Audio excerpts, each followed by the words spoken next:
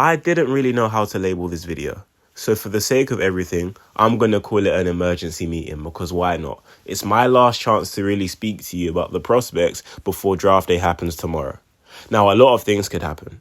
The Ace Bailey thing is getting increasingly just up in the air. I have my opinions. I've voiced them over the past 2 videos, but anything could happen. And knowing anything could happen, you need to have a plan B. Well, I'm not Daryl Morey, so I don't need to have one. But there's a prospect who I thought, you know what?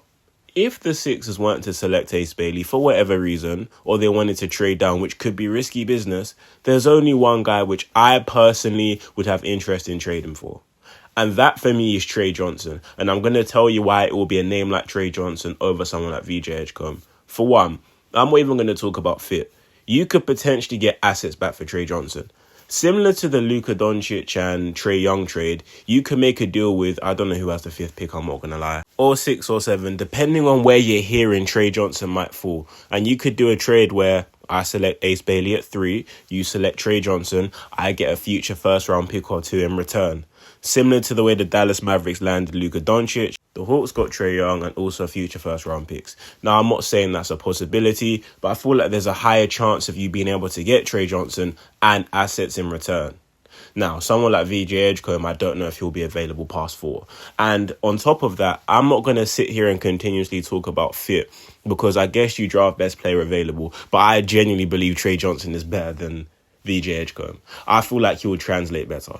Yes, VJ Edgecomb has some very interesting intangibles. He's athletic, he has a high motor, and he's someone who could become a 6'4" Jimmy Butler. That's the comparison I'm being seen thrown around. But just eye test tells me, although he's very athletic and he has some skill sets to him, I really like his handle, actually. I think he can be a good shot creator in the NBA. I do think he's still very raw.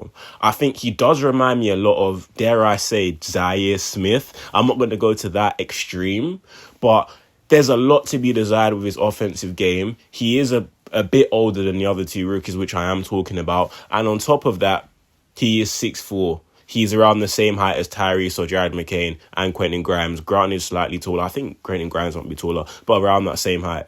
Trey Johnson is a guy who's 6'5" bare feet. With shoes, he's pushing 6'6.5". He has some size. He can legitimately play the small forward position. And if you think about the state of the roster now, he's someone who you could slide in and pause. He's someone who you can put in the... Let's try that again. He's someone who you can put in the rotation and he'll have a legitimate role. You know, the first year of these guys, they're not going to have a massive role. They're not going to be, you know, having significant minutes here and there. But for what it's worth, Trey Johnson, who's a guy who can knock down the dribble, has some creation to himself, and I feel like has a very high upside to be a great shot creator in this league. If I think about guys he reminds me of, it's like watching a multitude of guys.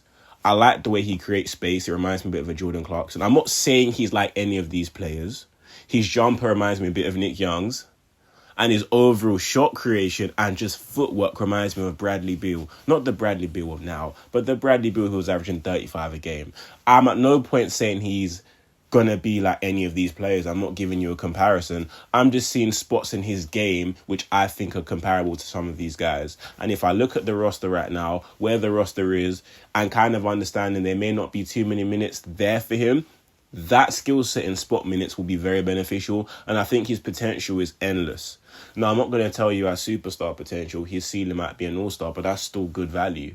And on top of that, I'm just not sold on VJ. That's no disrespect to the guy. And I see the vision with him. I'm not going to sit here and say I don't. But I'd rather take a chance and see the vision of someone who fits this roster better, and in my opinion is better, than someone who probably won't reach his full potential here because he's not going to have the ball the way he needs to. He's undersized, and the 2 guys who are of the same, or the 3 guys who are of the same size as him, are just of higher priority right now because 2 of them are major building blocks for this franchise. So naturally, VJ is not going to get the opportunity to show his skill set. He's not going to get the opportunity to maybe develop the way he should or will in a situation like Charlotte. So you've got to factor that into consideration too. And I feel like having Trey Johnson is pivotal. Only because I'm not going to sit here and bank on Joel Embiid because I don't know when he's going to be healthy. But one thing Joel Embiid excels at is when he's playing with shooters. Do you know what Joel Embiid does? He elevates them. I'm going to throw you some names. JJ Redick, Marco Bellinelli, Seth Curry, Landry Shamet, Ersan Ilyasova. Do you know what's in common? every single one of them, maybe bar Ilyasova, had their best season in Philly.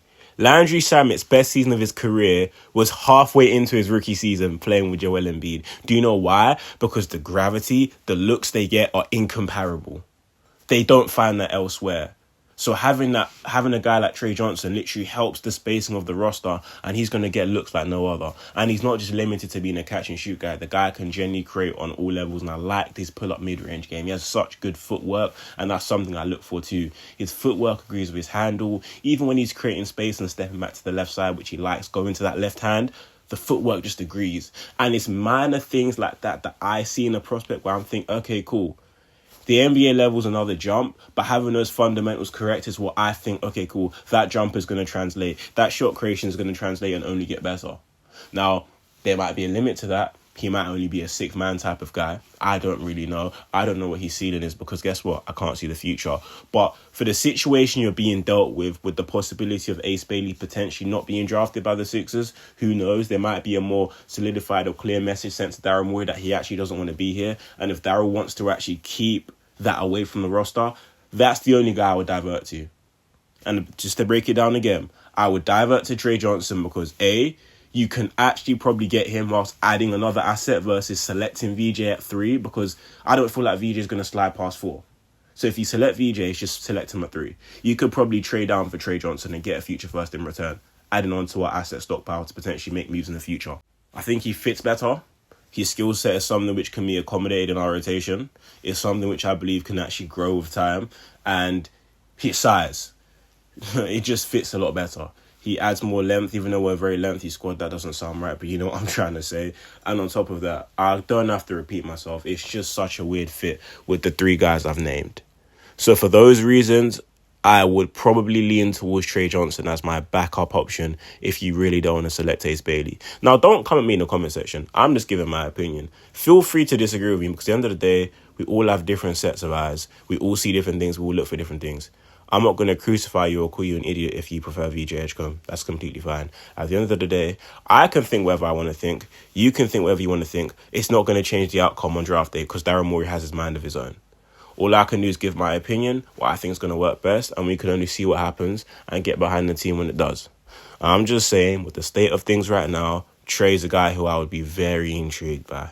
And I would not be surprised if we saw something like that play out on draft day. But then another possibility is this. You could select Ace Bailey to purely play on the desperation of the Brooklyn Nets, the Pelicans, and the Wizards. The 3 teams, allegedly, that Ace Bailey wants to go to. The only problem is they have no leverage because Ace Bailey might not fall that far. Now, if he really wants to go there and they really want him and the Sixers select him, you're going to have to put an offer out there which may be considered an overpay, which it will be, to get him. So that could also be a strategy Daryl Morey uses. He might dangle in front of teams. Well, we like VJ Edgecomb, we like Trey Johnson, but if Ace Bailey's there, we're going to take him. However, if you can maybe select Trey Johnson if he's there at 7, we'll give you Ace Bailey and I want 2 future first-round picks.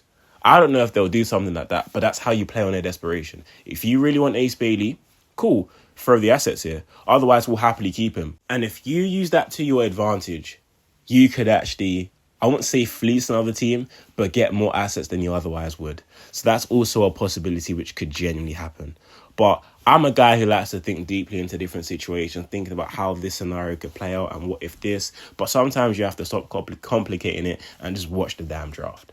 But I'm genuinely so intrigued. I don't know what will happen. And that's why I made this video. I didn't want to make anything today. I'm tired. I just played football today. I'm exhausted, or soccer like you guys call it. But in the comment section down below, don't be tired like me. Give me your opinions down below. I genuinely want to hear your outcomes. And I want to see it in this format, right? In the comment section down below, put your ideal number 1 target and your backup target and why you have them in that order. I want to see you guys' thought process and I want to see if we're kind of aligned in thought as well. And also, you might have a different train of thinking to me and I might be like, you know what, you got a good point. I might have to add that to mine and maybe change my opinion. But hey, I want to see how the rest of the fan base is thinking. Draft days in a day. I'm intrigued to see how it goes. I'm sure you are as well. And all we can do is wait and see. But thank you guys so much for your support over the last 2 videos. It's meant a lot. It's helped me keep going and but hopefully be more consistent. But let me stop holding you guys too long. I want to thank you guys for watching this video. I hope you guys have a blessed day. reach your goals and continue to support my channel, if you're feeling nice. But again, I'll let you guys go. Stay blessed, my people. Take it easy. Peace.